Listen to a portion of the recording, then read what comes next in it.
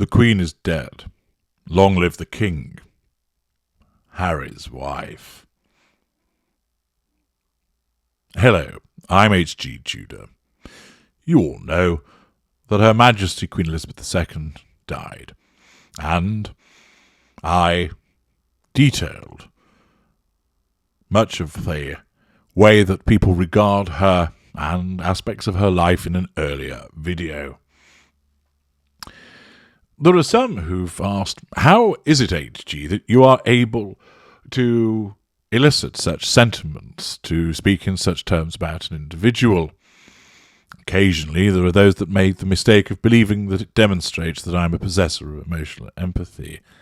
I reinforce that I am not. What you are witnessing is the level of ability that I, as the Ultra, have in terms of my cognitive function, my ability to understand people and tell them what they want to hear.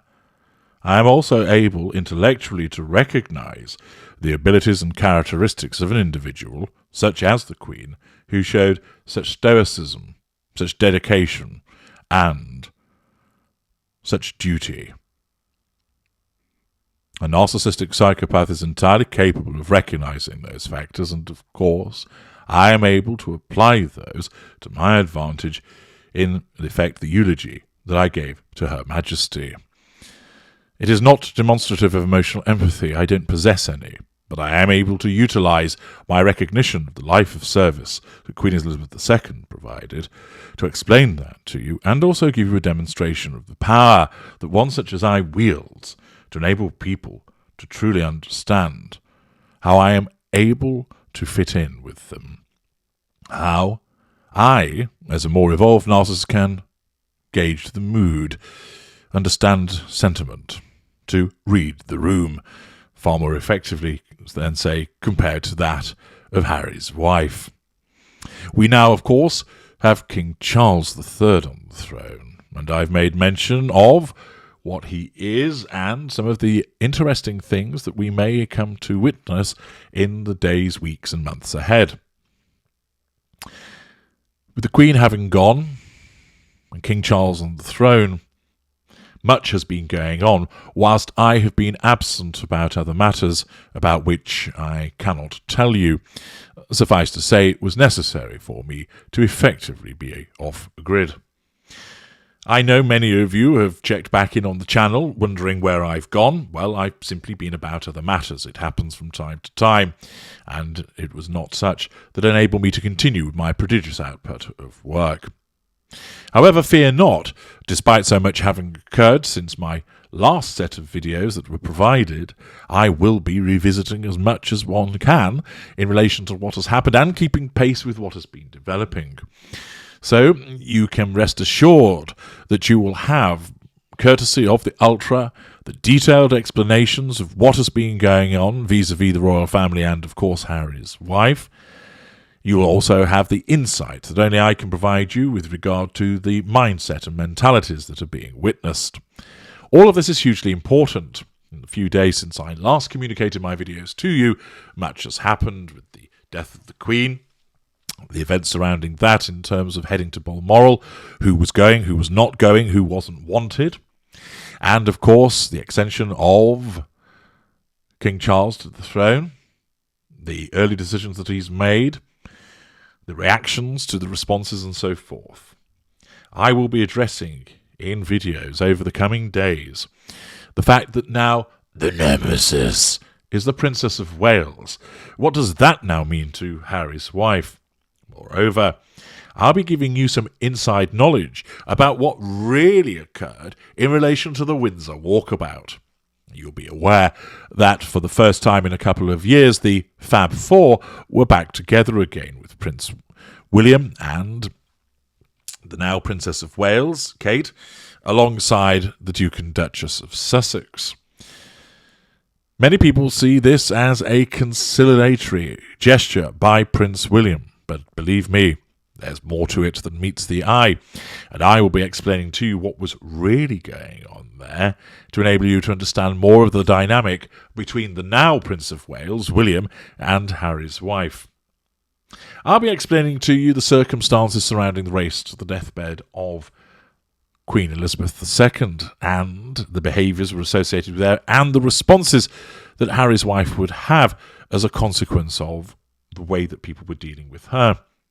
Furthermore, what is her actual reaction as a narcissist to the death of the Queen? What's really going on beneath the surface? And, of course, what is her narcissism telling her in respect of how should she behave? There, of course, is news with regard to her offspring and the titles that they've now received. What does all of that mean? And, of course, how does that impact upon Harry's wife? There's perhaps a bit of foreshadowing that came with what King Charles said about them. I'll be examining that in further detail for you. And, of course, it means that good old Piers Morgan has to chip in with some observations, as always, as we have a narc clusterfuck in relation to that particular speech.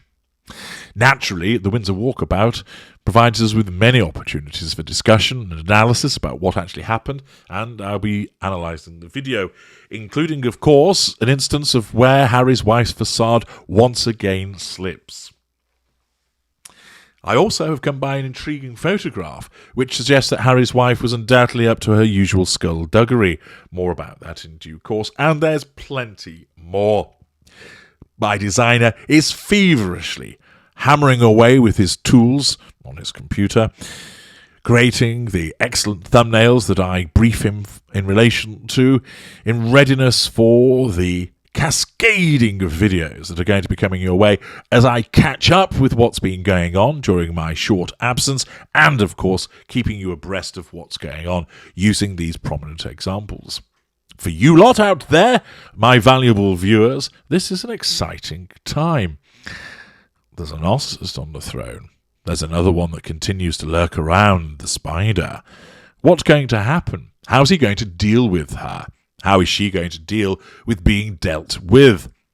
Will Charles step up to the plate and wield those powers in order to nullify the threat to control that she represents? Does he see her as that continued thorn in the side? Or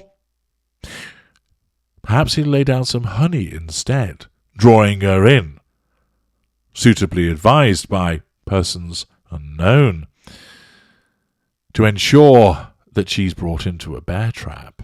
Perhaps that is what is awaiting her. It's a very interesting period in terms of how Charles will, of course, shape his own reign, governed by his own narcissism, and how Harry's wife will react. The facade, of course, of appearing to be respectful following the death of the monarch, who she did plenty of unpleasant things to, which have been reported upon in parts passing. I'll be covering it all. Why they behave as they do, what's going to happen next, how are they feeling, what are they thinking, and of course ensuring that you understand what is going on underneath the surface.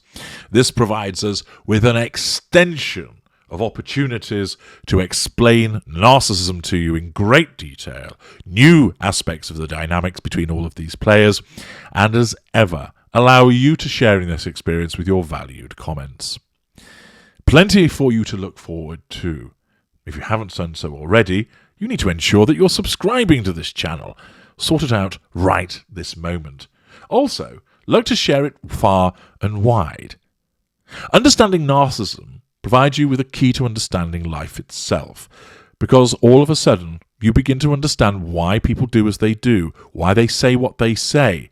So often my clients have said that as a result of accessing my work, they have felt a great weight being lifted off their shoulders as they harness this understanding. And so many people in their lives that hitherto were, in a way, a confusing mystery to them, they have been able to unravel that confusion and learn and understand more. So join me, HG Tudor, the Ultra, as I take you on a continued journey of understanding about the world of narcissism. Thank your own personal God. Make sure you've activated your notification bell and check in each day for delightful box-fresh videos that are going to continue to educate you, but also entertain you. I am HG Tudor. I am the Ultra. Thank you for listening.